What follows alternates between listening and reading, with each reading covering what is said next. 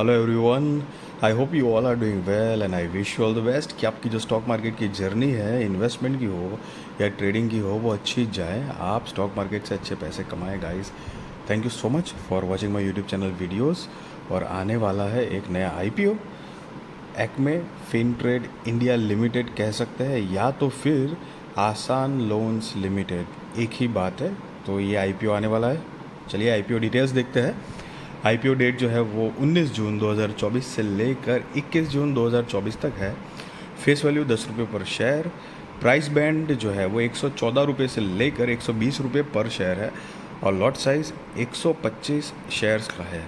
Total issue size जो है वो 1 करोड़ 10 लाख शेयर से करीब 132 करोड़ रुपए कंपनी जुटाने वाली है इस टोटल इशू साइज से। एंड सारे के सारे फ्रेश इश्यूज़ है, आप पढ़ सकते हैं। 1 करोड़ 10 लाख शेयर्स, 132 करोड़ रुपए कंपनी जुटाएगी। अब इसका बेसिस ऑफ अलॉटमेंट 24 जून 2024 को है। इनिशिएशन ऑफ रिफंड्स जो है वो 25 जून 2024 है। और credit of shares to demat वो भी 25 जून 2024 है। लिस्टिंग डेट जो है वो 26 जून 2024 है। Cut off time for UPI mandate confirmation शाम को 5 बजे 21 जून 2024 है गाइस। और यहाँ पर आप देख सकते हैं issue type book built issue IPO, और लिस्टिंग जो है वो बीएसई एनएसई पे होने वाली है। सो गाइस ये एक मेन बोर्ड आईपीओ है। अब रिजर्वेशन देखेंगे तो QIB shares offered not more than 50% of the net issue है। Retail shares offered not less than 35% of the net issue. NII HNI shares offered not less than 15% of the net issue है।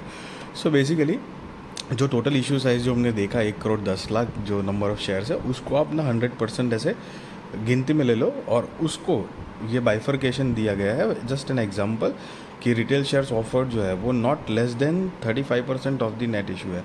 सो जो total जो 1 करोड़ 10 लाख है उसका 35% से कम तो नहीं होना चाहिए रिटेल के हिस्सों में।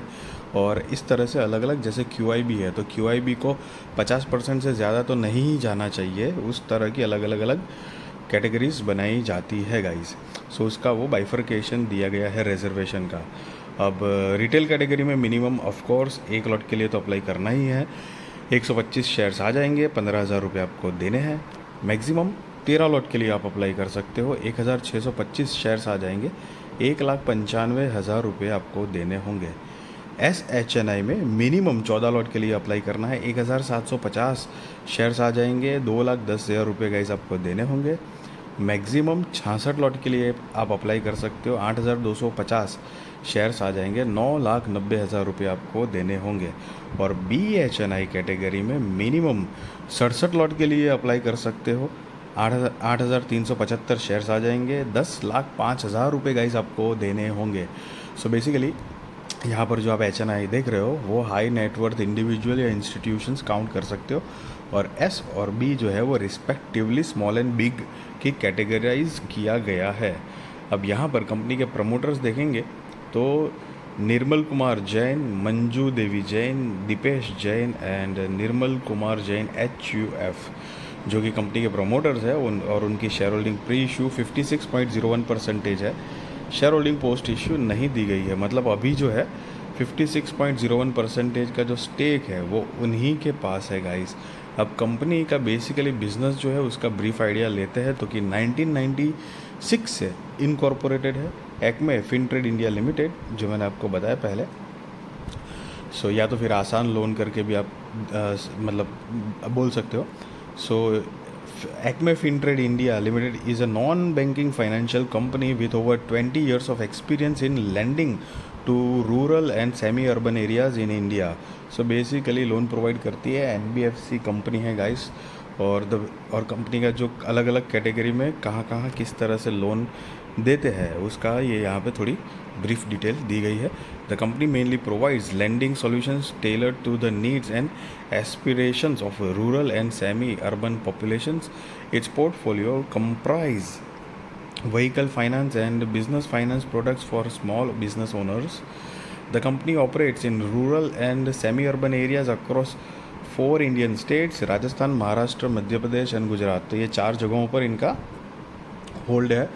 It has a registered office in Udaipur Rajasthan and corporate office in Mumbai Maharashtra, मतलब महाराष्ट्र के अंदर मुंबई, राजस्थान के अंदर Udaipur, with 12 branches and over 25 points of presence, including digital and physical branches. It has served over 2 lakh customers. The company financed to purchase of new two-wheelers and three-wheelers such as scooters, motorcycles and auto rickshaws for salaried professionals and self-employed non-professionals.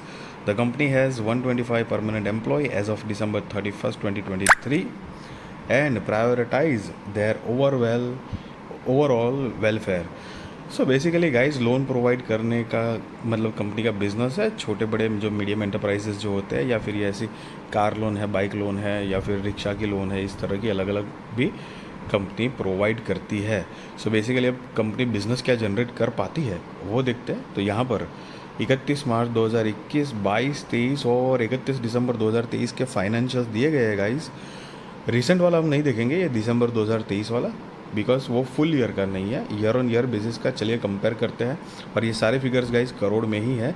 So asset देखते हैं. 31 मार्च 2021 में 455 करोड़ रुपए के आसपास थी, जो कि 31 मार्च 2023 में कम होकर 390 करोड़ रुपए के आसपास हुई है. रेवेन्यू 86 करोड़ रुपए से कम होकर 69 करोड़ रुपए के आसपास हुई है. प्रॉफिट आफ्टर टैक्स 16 करोड़ रुपए से कम होकर 15 करोड़ रुपए के आसपास हुआ है. नेटवर्थ जो है वो 130 करोड़ रुपए से बढ़कर 204 करोड़ रुपए के आसपास हुई है. रिजर्व्स एंड सरप्लस 108 रुपये से बढ़कर 173 करोड़ 108 करोड़ रुपए से बढ़कर 173 करोड़ रुपए के आसपास हुई है.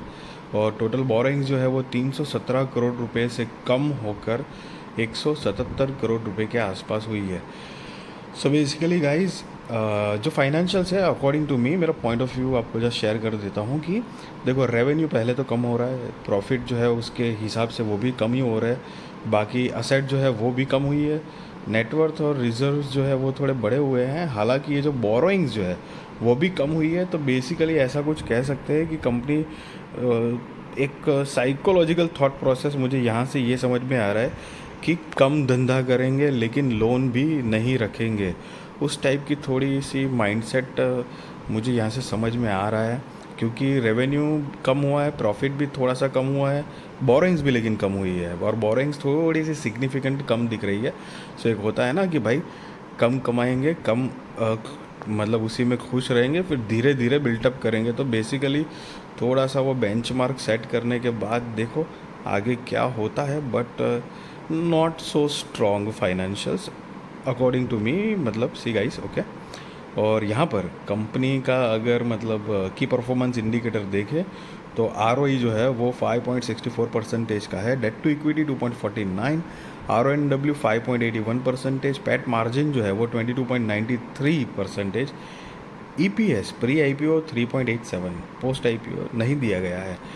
गाइज मैं यहाँ पे एक बात बताना चाहूँगा कि जब भी मतलब ये IPO आया है इसलिए नहीं बता रहा हूँ, इन जनरल भी आप कभी भी ऑब्ज़र्व करना, ये NBFCs होती है या फिर बैंकिंग सेक्टर्स का कोई स्टॉक है या कंपनी है, आप जनरली ना लोन्स जो है उसके ऊपर, तो उनके ऊपर हमेशा अपना लोन देखोगे. इन जनरली बहुत कम आपको शायद दिख सकता है कि कोई NBFC है या बैंकिंग सेक्टर की कोई कंपनी है या मतलब बैंक, तो उसके ऊपर ना लोन ना हो करके, बिकॉज ये बैंकिंग का बिज़नेस जो है, मतलब ये फाइनेंस में NBFC और बैंकिंग का बिज़नेस का मोड ही इस तरह का होता है कि कहीं ना कहीं से ऐसे वाया डायरेक्ट इधर उधर, मतलब कहीं ना कहीं से लोन की ज़रूरत तो पड़ती ही पड़ती है ऑलमोस्ट. सो गाइस ये जो कंपनी ने ऊपर लोन कम करी है, सो बेसिकली वो भी ठीक है अपने हिसाब से, बट द थिंग इज़ जो हमने देखा ऊपर फाइनेंशियल्स में, बट द थिंग इज़ कि कंपनी जो है वो बिज़नेस भी उस लोन के साथ अगर ग्रो कर देती तो थोड़ा ज़्यादा बढ़िया रहता. बट इन जनरल लोन रहता है NBFCs और ये बैंकिंग सेक्टर्स की जो कंपनीज होती है उसके ऊपर. सो गाइज पैट मार्जिन 22.93 जो हमने देख लिया, अब कंपनी का ऑब्जेक्ट ऑफ इश्यू देख लेते हैं.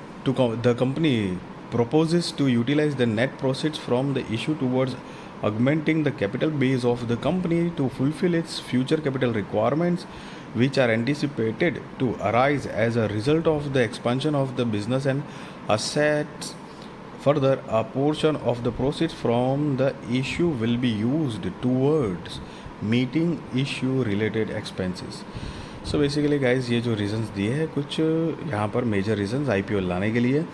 So guys be responsible trader, be responsible investor, value your money guys. I wish you all the best कि आपकी जो स्टॉक मार्केट की जर्नी है, इन्वेस्टमेंट की हो, ट्रेडिंग की हो, वो अच्छी जाए. आप स्टॉक मार्केट से अच्छे पैसे कमाए गाइस. एंड आई मीन मैं आपको कोई बाय और सेल रिकमेंडेशन नहीं दे रहा हूँ, और ना ही मैं आपको ये बता रहा हूँ कि आप आईपीओ में अप्लाई करो या ना करो. That is depend on your risk research. Financial adviser को पूछ कर करना. बट जब भी ऐसा मुझे लगता है, अब मेरे हिसाब से मैं अपना point of view, opinion share करता हूँ. And yes guys, thank you so much for watching this video अच्छी लगी तो ज़रूर लाइक शेयर सब्सक्राइब करिए. आपके सारे कॉन्टैक्ट के साथ भी मेरी वीडियो चैनल शेयर करिए ताकि उनकी भी स्टॉक मार्केट की जर्नी और भी ज़्यादा कॉन्फिडेंट, सक्सेसफुल और अवेयर हो पाएगा. इस thank you so much for watching this video.